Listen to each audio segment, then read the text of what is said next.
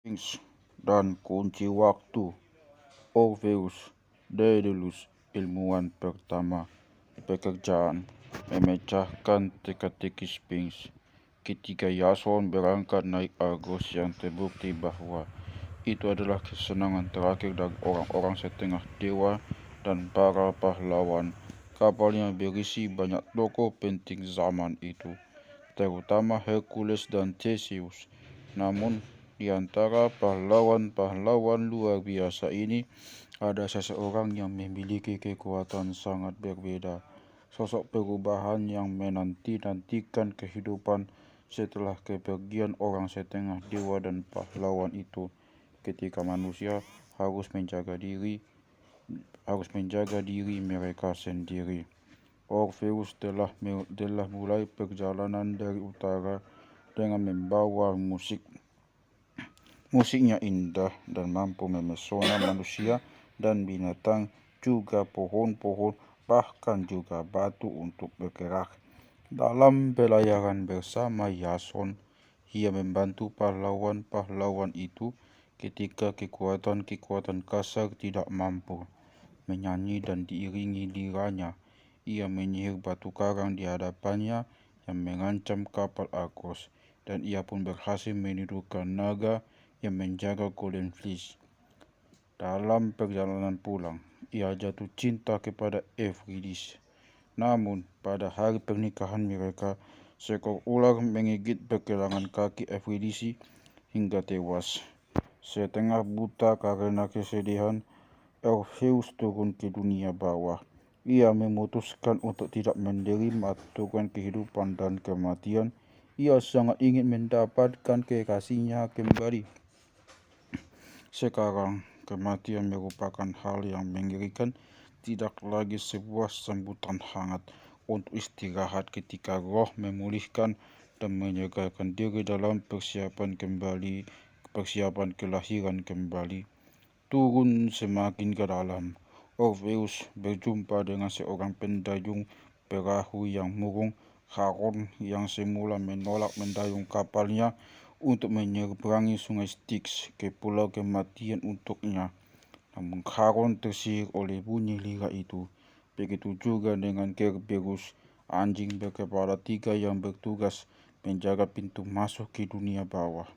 Orpheus juga menyihir iblis-iblis mengerikan, bertugas merobek nafsu binatang yang belum lahir dan berahi biadab dari roh orang mati yang masih menempel di sana.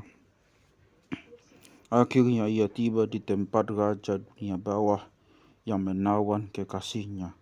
Raja itu pun terbujuk oleh Orpheus karena pembebasan yang diberikannya tanpa syarat. Hanya satu syarat kecil, Eurydice bisa kembali ke dunia kehidupan jika Orpheus bisa memimpinnya ke atas tanpa pernah menoleh ke belakang lagi untuk memastikan ia masih mengikutinya. Akan tetapi, tentu saja, Orpheus pada saat terakhir, ketika sinar matahari menerpa wajahnya, mungkin karena khawatir dicurangi oleh raja, menoleh ke belakang. Ia melihat tiba-tiba kekasihnya ditarik kembali menjauh darinya di sepanjang jalan berbatu, hingga hilang dari pandangannya, memudar ke dunia bawah seperti gumpalan asap. Pahlawan-pahlawan berotot telah berhasil dalam pencarian mereka, berjuang dengan baik hingga batas kemampuan mereka dan bertahan dengan tabah dan tidak pernah menyerah. Namun, waktu berubah. Para anggota yang besar melestarikan kisah-kisah ini agar kita memahami bahwa Orpheus gagal karena ia melakukan apa yang dilakukan setiap pahlawan yang baik. Ia mencoba untuk memastikan. Mungkin juga musik itu sudah kehilangan sedikit pesonanya karena ia tidak bisa menghentikan sekelompok perempuan gila. Para perempuan pengikut Dionysus yang mengeroyok Orpheus dan mengoyak-ngoyaknya. Mereka melemparkan kepalanya ke sungai dan yang membawanya ke muara, tetapi masih menyanyi. Ketika kepala itu melintas, pepohonan cemara berkerumun di tepi sungai. Akhirnya, kepala Orpheus diselamatkan dan diletakkan di atas altar di sebuah gua. Orang-orang mendatangi gua itu untuk minta nasihat selayaknya kepada peramal. Jika Kadmus atau Henokh memberi nama planet-planet dan bintang-bintang, Orpheuslah yang mengukur mereka. Dengan mengukur mereka, ia menciptakan angka-angka. Ada 8 notasi dalam satu oktav, tapi sebenarnya hanya 7 karena yang ke-8 merupakan penaikan ke oktav berikutnya. Maka oktav itu merujuk pada pendakian melalui 7 ruang dari tata surya yang dalam zaman kuno merupakan pusat dari segala pikiran dan pengalaman. Dengan memberikan sebuah sistem notasi, Orpheus mengatur matematika. Konsep bisa dimanipulasi, menata jalan menuju pemahaman ilmiah dari alam semesta fisik. Orpheus adalah sosok peralihan karena pada satu sisi ia adalah pemain sulap dengan kekuatan untuk memindahkan lagu dengan musiknya, tetapi pada sisi lainnya ia seorang pelari awal ilmu pengetahuan. Kelak kita akan melihat sebuah ambiguitas yang sama dalam banyak ilmuwan besar pada zaman modern, tetapi perwakilan perubahan yang lain terjadi pada zaman Orpheus adalah Daedalus. Kita tahu bahwa ia hanya sementara, karena ia hanyalah penjara Minotaur yang dibunuh oleh Theseus yang bergabung dalam pencarian bulu domba emas. Daedalus terkenal karena membuat sayap dari lilin dan bulu-bulu untuknya serta anak laki-lakinya Ikarus untuk meloloskan diri dari kereta. Ia juga merancang labirin dan dihormati karena penemuan gergaji dan layar. Ia adalah seorang penemu, insinyur, arsitek seperti yang kita kenal sekarang. Ia tidak menggunakan tenaga medis. Jika ilmu pengetahuan adalah sebuah penemuan dari zaman itu, maka demikian juga magis. Magis adalah penggunaan sebuah cara ilmiah dan berpikir supernatural. Pada zaman ini, kita tidak lagi melihat seseorang dengan mudah berpindah ke masa lalu atau mengubah mereka yang telah menghina menjadi laba-laba, kijang jantan atau tumbuhan. Namun, kita melihat istri Jason, Medea, dan Circe yang dimintai tolong, nasihat, dan perlindungan ajaib oleh Medea. Circe dan Medea harus bekerja untuk mencapai efek supernatural mereka menggunakan racun, mantra, jampi-jampi. Jika penciptaan kata-kata dan angka memungkinkan manusia mulai memanipulasi dunia alami, ia juga memberi manusia gagasan tentang kemampuan untuk memanipulasi alam rohani. Medea menawari Jason ramuan darah merah terbuat dari sari bunga kuning kemerahan untuk menenangkan naga yang menjaga fleece bulu domba. Medea menggunakan mantra dan tangkai semak jintan untuk ditaburkan pada kelopak mata naga. Ia membagi obat mujarab dan tahu rahasia-rahasia pawang ular. Ketika alam materi terus menjadi lebih padat dan makhluk-makhluk alam rohani semakin terdesak keluar, bahkan roh dari tingkat yang terendah, roh alam, peri rimba, peri air, dan jembalang menjadi sulit dipahami. Mereka tampak masuk ke dalam arus pepohonan dan bebatuan, terbang begitu melihat fajar menyingsing. Namun mereka tampak masih cukup dekat dan roh alam inilah ketika itu dan sekarang yang mudah digunakan oleh ahli-ahli sihir. Beberapa orang ahli sihir mencoba membengkokkan dewa besar untuk menuruti kemauan mereka dan menarik mereka turun dari bulan. Mitos tentang manusia serigala, Lycaon yang menyebabkan banjir Deucalion, dari banjir Poseidon dari daratan Trakian menyebabkan Athena memindahkan kotanya dari kota Athena yang sekarang, dan menyebabkan Athena memindahkan kotanya ke kota Athena yang sekarang, dan banjir mengerikan yang mengejar media yang mana pun ia beri merupakan penggambaran dari bencana lingkungan yang disebabkan praktik ilmu hitam. Pada akhir zaman ini, manusia menjadi sakit, begitu pula alamnya. Orpheus mungkin saja dianggap gagal karena ia tidak memenuhi standar pahlawan kuno, tetapi pengaruhnya terhadap sejarah lebih besar dan lebih lama daripada Hercules, Theseus, dan Jason. Musik yang berasal dari Orpheus bisa menjadi salib penyembuh sakit dan roh manusia yang bingung pada milenia itu. Ketika orang-orang menjadi terkucil, tidak hanya dari dewa-dewa, tetapi juga dari orang lain. Ketika mereka menderita karena lingkungan keras dan buruk, dan ketika khayalan mereka dinodai oleh daya magis yang tiada henti dan bengis, semua ini kini bisa diatasi oleh keindahan pada imajinasi, tidak hanya melalui musik, tetapi juga literatur, lukisan, dan pahatan. Citra-citra keindahan yang mengilhami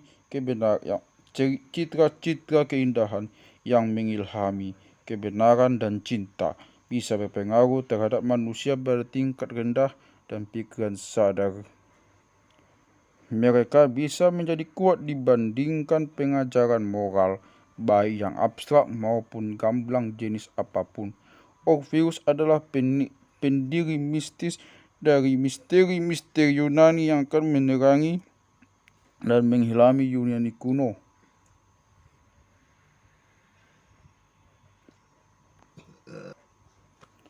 Mungkin ekspresi artistik yang paling kuat dari krisis spiritual pada akhir zaman pahlawan-pahlawan tampak dalam Alkitab. Dalam bentuk tulisan kita memahami kisah Ayub adalah salah satu dari naskah yang berikutnya dari Perjanjian Lama, tetapi dalam asal-usulnya kisah itu adalah salah satu bagian dari yang lama. Ayub adalah laki-laki yang baik, tetapi ia kehilangan semua uangnya. Anak-anak laki-laki dan anak-anak perempuannya meninggal. Ia ditinggal sendirian, sekujur tubuhnya tertutup sampar dan bisul. Sementara itu, yang jahat menjadi makmur.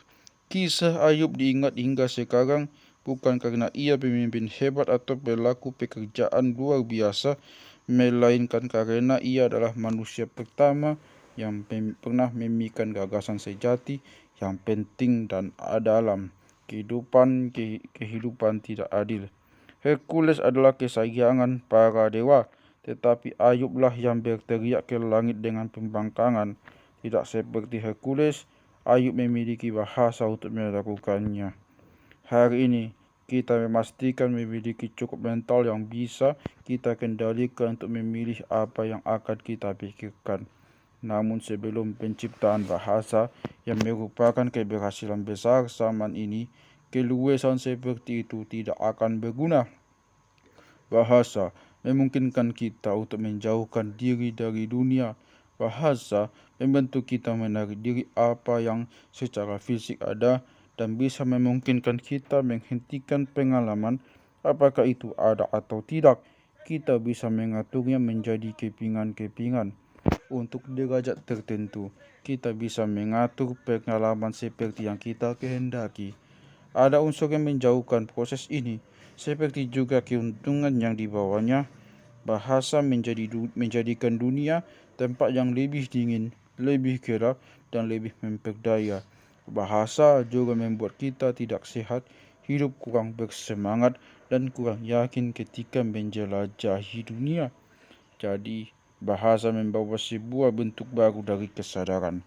Sebelum Ayub, orang-orang merasa bahwa segala yang terjadi kepada diri mereka memang sudah ditentukan, bahwa ada tujuan ilahiyah di balik segalanya.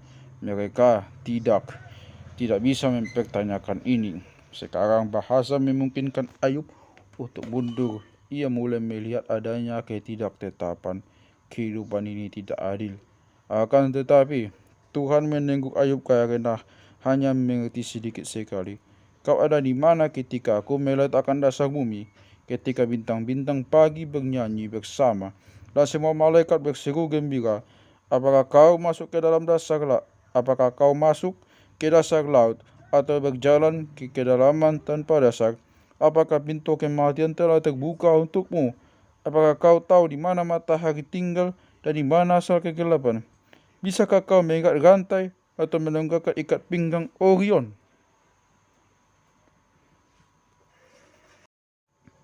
Apa yang menyelamatkan Ayub adalah ia memiliki perasaan yang kita rasakan juga setelah terbangun dari tidur dengan mimpi indah.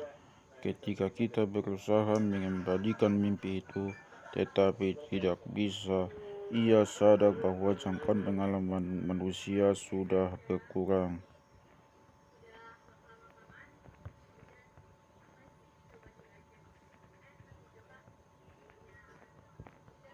Ayub mengacu tentu saja pada lentera Osiris. Hari ini, kata Apokrifa membawa kesan merendahkan, tetapi sebenarnya bermakna tersembunyi atau esoteris. Dalam Apokrifa, The Testament of Job, ia diberi hadiah karena sadar tentang apa yang tidak diketahuinya dan sadar tentang apa yang telah hilang darinya. Anak-anak lelaki dan perempuan Ayub kembali kepadanya. Anak-anak perempuannya mengenakan ikat pinggang emas. Satu ikat pinggang memberi kemampuan Ayub untuk mengerti bahasa malaikat, yang kedua mengerti bahasa rahasia penciptaan, yang ketiga bahasa cherubim. Musik, matematika, dan bahasa diciptakan pada zaman para pahlawan, demikian juga astronomi. Satu keberhasilan yang disandang Henokh. Lingkaran batu pertama tidak hanya menandai watak dari tingkatan dewa-dewa dan malaikat-malaikat, mereka menandai kedudukan dari bintang-bintang dan planet-planet. Oleh karena itu, dalam sejarah rahasia, hal itu sekarang menjadi mungkin untuk kali pertama memulai memperbaiki hari-hari dan kejadian-kejadian besar. Antara cakar-cakar singa di Sphinx di Giza menatap ke timur, sebuah batu besar bertuliskan prasasti. Ini adalah tempat yang indah sekali dari kali pertama. Kali pertama atau Zeb Tepi adalah frasa misterius yang digunakan orang-orang Mesir untuk menghiaskan pada saat bermulanya waktu. Dalam mitologi Mesir, Zeb Tepi ditandai oleh munculnya gundukan primordial dari air dan Venus bertengger di atasnya. Di dekat sebuah keberhasilan pembangunan yang menakjubkan, yang dimulainya ketika berdiri di antara cakar Sphinx, Robert Bowell telah berhasil menentukan hari Zeb Tepi. Dalam pengetahuan Mesir, Phoenix selalu datang untuk menandai dimulai zaman baru. Dalam mitologi Mesir, burung Phoenix atau burung Bennu merupakan simbol lingkaran zodik dari 1460 tahun, yang adalah waktu 365 kalender orang-orang Mesir, untuk menyingkronkan kembali dengan awal lingkaran tahunan ditandai oleh munculnya Sirius matahari. Sinkronisasi kedua lingkaran ini, tahunan dan zodik, terjadi pada 11.451, 10.081, 7.160, 4.241, dan 2.781 sebelum Masehi.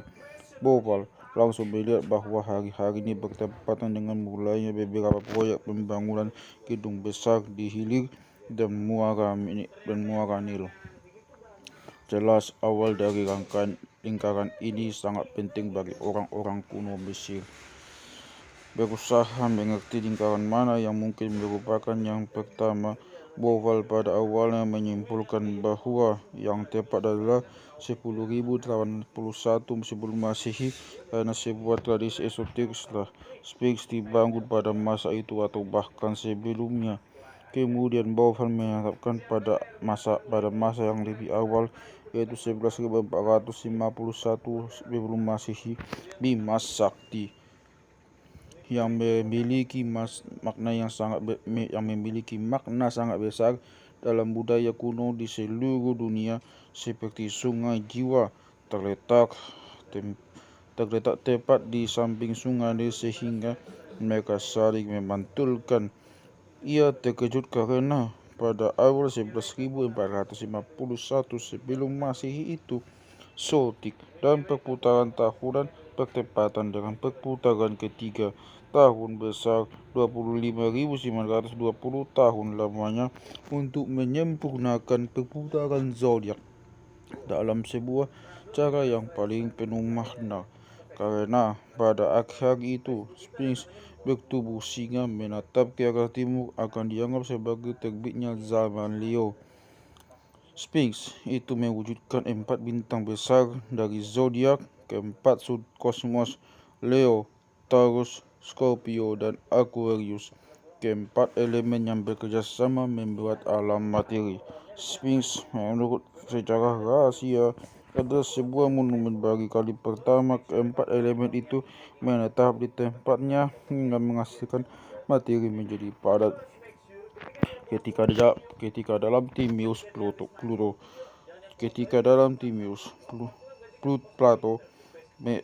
terkenal menulis tentang world soul, jiwa dunia, disalib pada world body, jasad manusia. Ia tidak sedang meramalkan penyaliban Kristus seperti beberapa bela Kristen duga.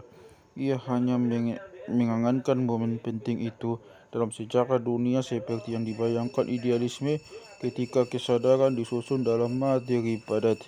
Oleh karena itu, Sphinx menempati tempat yang sangat khusus dalam sejarah seperti yang dikatakan idealisme.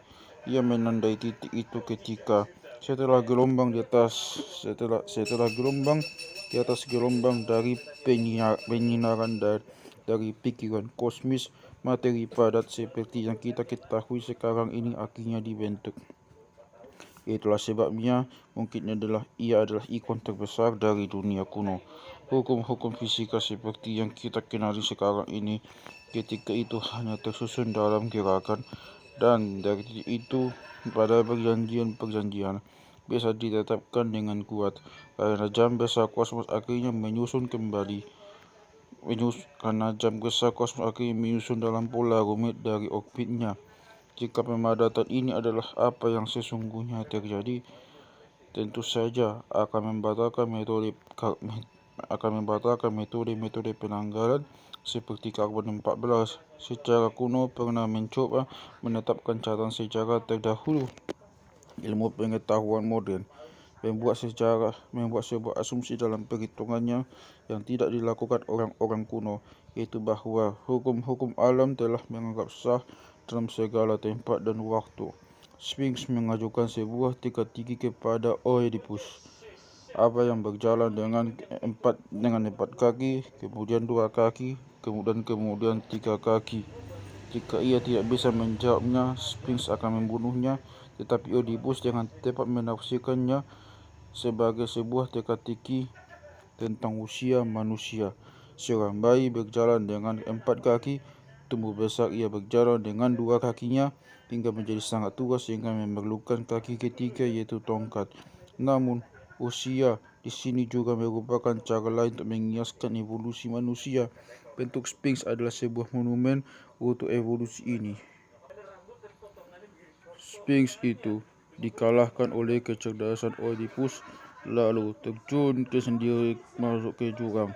Kematian Sphinx merupakan cara untuk memperlihatkan bahwa dewa-dewa dari elemen-elemen itu, dasar-dasar pengaturan dari alam semesta, berhasil terserap ke dalam tubuh manusia pada zaman ini. Pusat dari lembaga Oedipus adalah kenyataan mengerikan yang diharapkannya, tetapi gagal. Untuk menghindarinya, ia seharusnya membunuh ayahnya dan menjadi kekasih ibunya. ketika hukum alam menjadi tegas dan mekanis, manusia terperangkap di dalamnya. Jadi, Sphinx menandai akhir zaman metamorfosis, perbaikan dari bentuk biologis yang kita ketahui sekarang, demikian juga dengan perbaikan hukum-hukum alam. Ia juga melarang kembali ke belakang.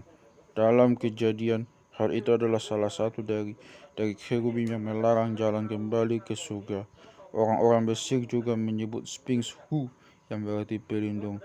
Apa yang mereka maksudkan adalah Sphinx menjaga kemunduran apapun ke cara-cara lama dari menjadi ayah.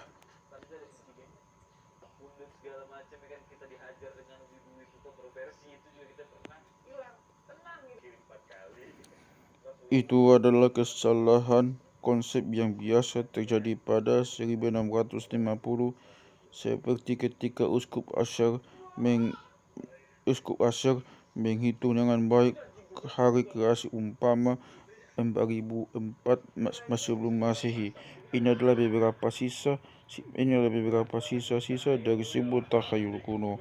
Kenyataannya, perhitungan Asyar merupakan hasil dari suatu zaman ketika materialisme menguasai daratan, dan perhitungannya itu merupakan penafsiran harfiah sempit dari Alkitab yang tampak aneh bagi orang-orang kuno.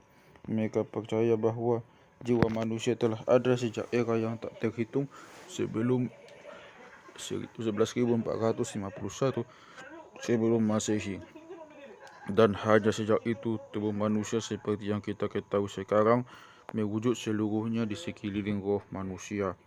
Menarik untuk dicatat bahwa menurut perhitungan Manetho pada abad ketiga sebelum Masehi, ini adalah hampir waktu yang tepat ketika zaman orang-orang setengah dewa mulai berakhir. Kita akan melihat bahwa menurut doktrin esoteris, tidak hanya materi mengendap dari pikiran beberapa waktu lalu, tetapi bahwa ia ada hanya untuk jeda sebentar. Itu akan menghilang kembali hanya dalam 9.000 tahun, ketika matahari terbit lagi untuk bertatapan dengan Sphinx dalam bintang Leo. Dalam ajaran-ajaran perkumpulan rahasia, kita hidup sebuah pulau kecil materi dalam sebuah samudera gagasan dan khayalan yang luas.